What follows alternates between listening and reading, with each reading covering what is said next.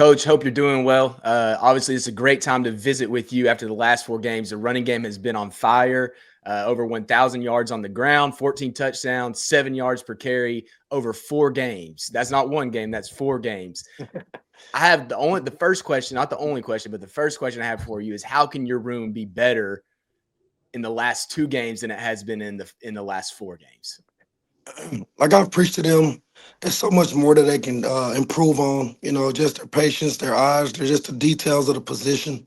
I know the room is very competitive. They compete with each other. They do a great job of just, kind of just going off one another's energy. With Bryson and Dawson and Rich, they do a good job of holding each other accountable, staying close to each other, staying back to back. So I think the biggest thing how they improve is just keep on getting better and understanding that they haven't arrived yet. They got so much more work to do. They got so much more improving to do. I think they can be even better just when they get like more on their details of the run game and the scheme and understanding and just being more students of the game and putting in more time in the film room and things like that. So, they do a good job of building their bond. They built a great bond, obviously, with the tight ends and with the run, offensive line. It starts up front. It starts with them. And, as if you got a close-knit room, close-knit coaching staff, you can do wonders if everybody, no one gets to wants the credit, and so we're big time, us and we program. So those guys, they do a good job of just leaning on that O line and leaning on those tight ends, and obviously Sora do a good job of adding his part into the run game as Yeah. well. So it takes a unit, it takes a village to do what we're doing. This offseason, Coach, it felt like there was a lot of excitement building about Bryson Washington. Hmm. And I think people on the outside, maybe didn't know what to expect, right? Because he's still a young guy. But what have you seen from Bryson? It just feels like he's taken this big step forward and really has turned into just a very complete running back. I just think it's more his approach, his mindset. I think when I got in, he was still, he's a freshman, and he came to me and just said, "I want to be the best," and all those guys said that, and they all strive to do it, but he just brings a different edge, and he just brings a sense of purpose and sense of accountability, and just trying to be the best. He shows up every day. He's the same guy every day. He continues to try to learn and be a student of the game. So I think when I got here and just how he approached the game and he wanted to be consistent, he wanted to be a leader, and I think he's a natural leader. You know, he's a guy that them O line guys in the room want to follow. So, and I kind of, when I got here, obviously everyone told me how deep the room was, and I have a very strict grading system. And one thing it happens through the spring ball and through training camp, through fall camp, is Bryson Washington very consistent. He's very intelligent. He's very smart. And as you guys know, he's very hard. He's a hard-nosed downhill runner. Yeah. And he's starting to show you guys that he's elusive.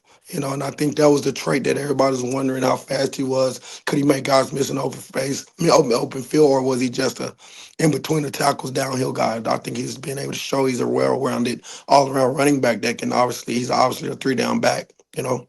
Yeah, so they had the analytics and it showed he ran over 21 miles per hour. I do have a follow-up question to that, but were you surprised to see that 21 miles per hour from him? Yes, I was very surprised. I think in practice, I think the highest he usually gets is 18. Wow. And through the summer, it's been like Dawson's the fastest in the room, and Dawson and Rich, they'll go back and forward. And, you look at Dawson sometimes being 6'2", 220 pounds, you're like, is he really that fast? And he really is. So it was surprising, but he's been getting better and better. With Bryson, it was about knee drive, so we've been developing that. We just the development of his entire game, starts in the weight room with Coach Vic, getting him right, and then in the training room, with Coach Tim down there. I think he just continued to grow. He's still a baby. He's still 19 years old. So for him, he's going to continue to get better and better as long as he can stay committed and dedicated to his craft. So I know we can't talk about specific recruits, but when you look at your room, what is kind of the thing when you look around, because you haven't gone through a recruiting cycle at Baylor. What are you, wanting to add to this running back room that could take it to another level, just as far as intangibles or speed or something like that? Well, if you followed me over my career, even when I was at SMU, I had a deep room over there, and I recruited most of those guys. And I would like guys with different that bring something different to the table. Um, obviously Dawson is 6'2", 220, but he's a guy that's downhill, but he has a little foot speed. He's a little different than Bryson. Bryson's more downhill, hard nosed. And I think you don't want to say Dawson's a slasher kind of, but he got a little bit of slashing to him. And obviously Rich is a quick change the pace back. So, going forward, I think the guys, that we are bringing in are different. The guys are, obviously 6 footers, they 205 plus pounds. They got the top end speed where they're 10-5, 10-6 guys. But they both are different, one I think is a slasher downhill guy, and one just a really good athlete. I look for well-rounded guys, every down guys, and I don't care what size they are, as long as they can go in. They're tough, they're dependable, they're hard nosed. But you do want different backs in the room. So, going forward, we have the slasher, we have the thunder and lightning, so to speak. So going forward, just keep on adding speed and that change of pace back. A guy that you can got a little bit more wiggle in space. And I think these bigger guys that I am bringing in has some wiggle for their size. So it's been very. I think we've done a great job. Starting with, Coach Hunt and that room over there in player development as identifying the type of guys we want to bring into this program. And I think we obviously hit gold on the guys that we will be potentially signing here on December the 4th. Yeah, so this is your first year at Baylor, less than a year in Waco. But what has your time with Dave Aranda been like as a head coach? Obviously, this year a lot of pressure, but what Mhm. is he like to work for? And just as a kind of a defensive minded guy, you're on the offensive side of the ball. He's calling plays on defense and devoted to that time. Like, what is that dynamic like and being able to work with him? I mean, it's been great. One thing about it, Coach Randa is an amazing leader. He hired guys to do your job. So he's not a micromanager. He's not looking over your shoulder. He's not, doing certain things like certain bosses. He's a guy he hired you to do a job. He's gonna allow you to do your job. He expect you to be the head coach of your room. He expect you to be the leader. He expect you to be what he hired you to be. So it's been great working for him. We show up every day. We got a great family atmosphere here. The people in the building is great, and I think he sets the tone. From the top down as far as the mindset and the culture here. Just as the family environment, and just everybody staying together, and just obviously, like I said earlier, it's just the us versus us and we versus the I and me. So he does a great job of leading. Obviously he's in Coach Randa mode right now, defense coordinator, so the mastermind of Yeah. the defense.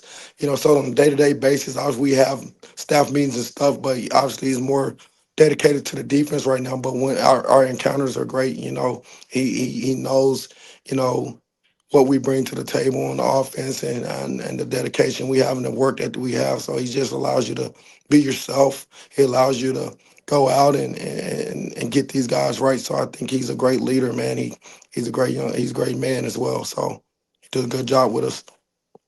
When you decide to come to Baylor this offseason, what were some of the big reasons that you decided to make that move from SMU? The biggest reason was Coach Randa.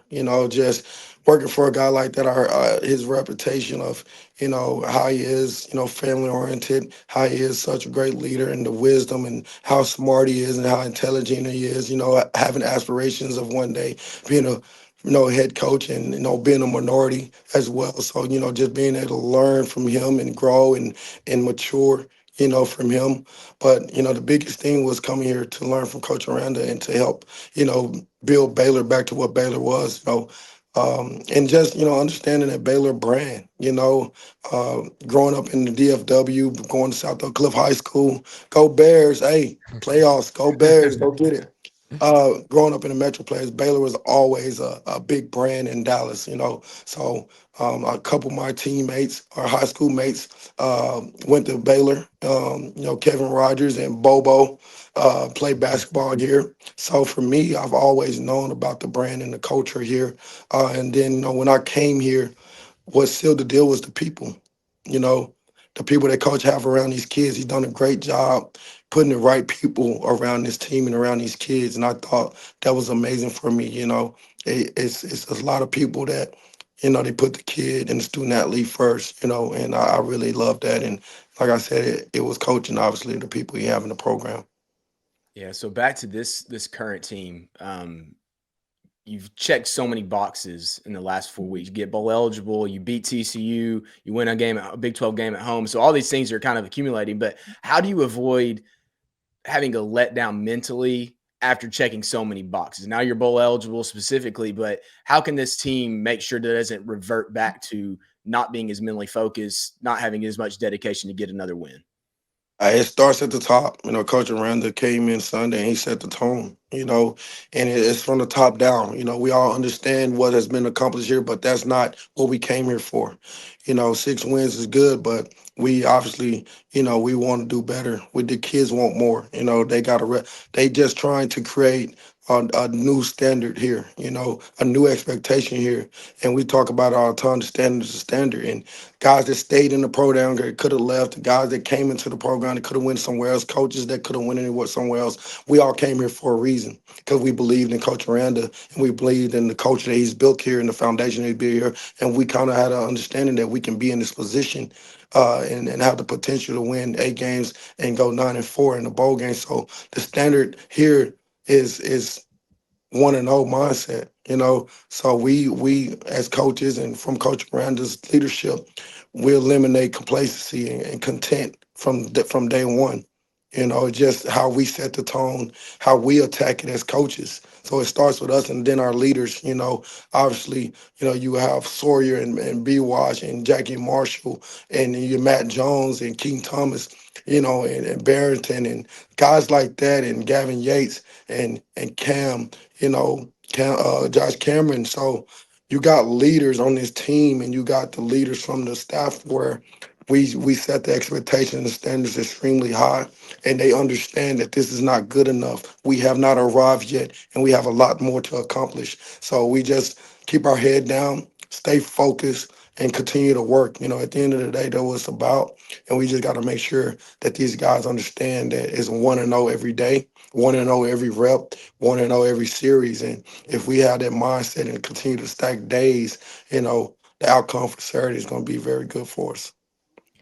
Coach, you are recognized as a really good recruiter. You've been that way at all your stops that you've been at. But you've also done it over different kind of eras, right? Because this was before NIL and then now with NIL and transfer portal. What's been kind of the biggest shift and biggest difference you've seen as far as your recruiting perspective between the two different time periods? I just say the biggest thing is you just have to be realistic. You have to be aware of the factors that you're encountering when you're dealing with the NIL period here. Obviously, for me, and if anyone know me, it starts with the relationships I have in the DFW, the relationships I have in Texas. So everything, for as me recruiting base, is built around relationships. But obviously, you have this new nugget, whereas you have to be able to, have the resources.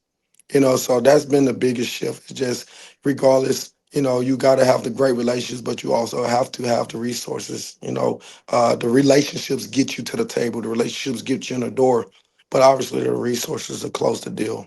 So that's been the biggest difference. Back 5 years ago, it was relationships, who the champion is, and now it's just, you still got to know who those people are. You still got to build those relationships. But, rightfully so. I mean, these kids earned it. They work hard, and you got the NIL factor. So that's been the thing, you have to have that resource. You have to go above and beyond. And you just got to continue to, you know, pour into them, and that's been our, the reason we've had success. Obviously, Baylor is an unbelievable institution, but, the resources and the relationships have kind of propelled us to the top. Yeah. So, Coach, really appreciate your time today. Safe travels to Houston on Saturday, and good luck this weekend against the Cougars.